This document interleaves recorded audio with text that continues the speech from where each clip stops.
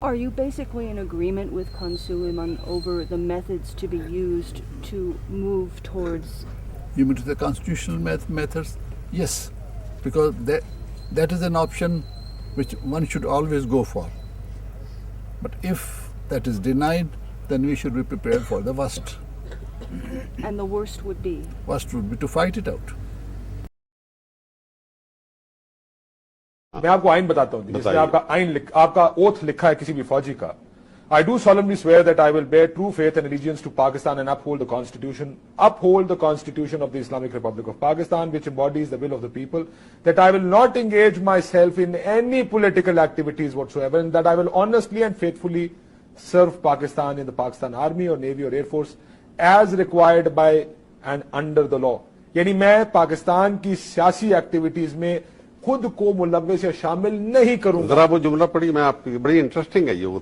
आप आइए. I will not engage myself. नहीं, उससे पहले आइए. That I will uphold the Constitution of the and the will of people of Pakistan. True faith and allegiance to Pakistan and uphold the Constitution of the Islamic Republic of Pakistan, which embodies the will of the people. ये किसी और oath में लिया हुआ will of people. जरा देखें दूसरी ओथें, बहुत सारी ओथ क्योंकि खर्चा ही आपसे है ना सर जी.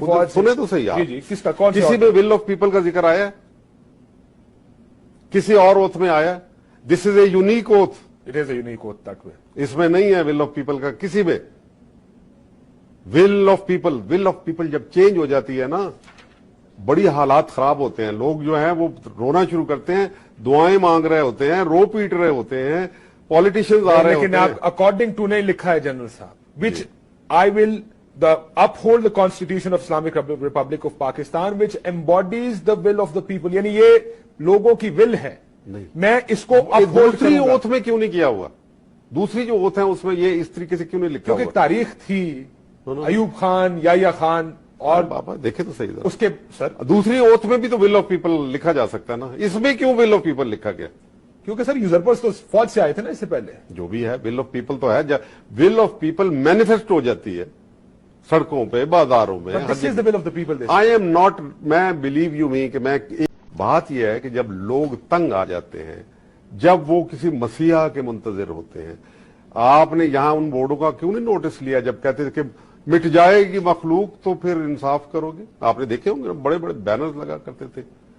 नहीं ये छोड़े, हमारी एक रही है, हम इसमें सारे गिल्टी हैं.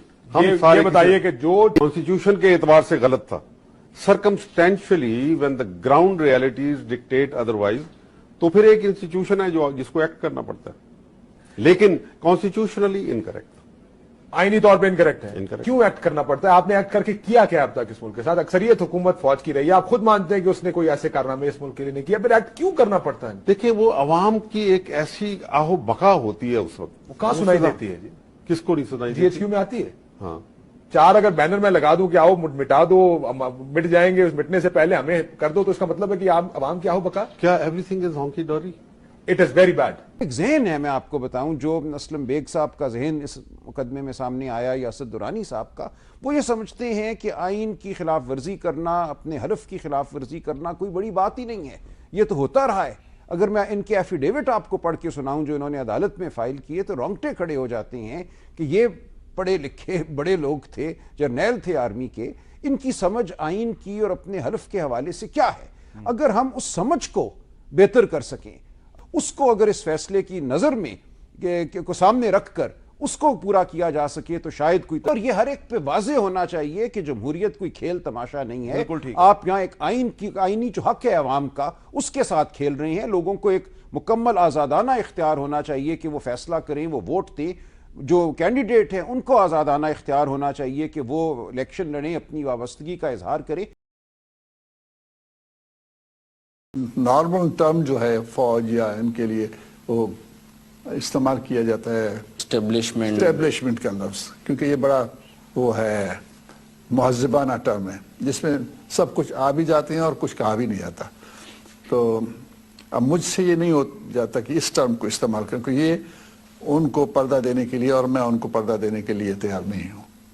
मैं फौज और ISI को नाम लेके उसका कहूँगा. जब तक ISI और फौज ने इस मुल्क को यहाँ के लोगों के हवाले नहीं किया है, उस वक्त तक इस मुल्क के बचने की कोई उम्मीद नहीं है, कतई नहीं है. आपने लड़के देख लिया बंगालियों से, آپ نہیں جیت سکے. آپ لڑ کے دیکھیے باقی بچے پاکستان سے آپ نہیں جیت سکیں گے. یہاں کے لوگوں کو تیسرے درجے کا شہری سمجھنا چھوڑ دیں. یہاں کے لوگوں کو اپنی گھٹیا نظر سے دیکھنا بند کر دیں.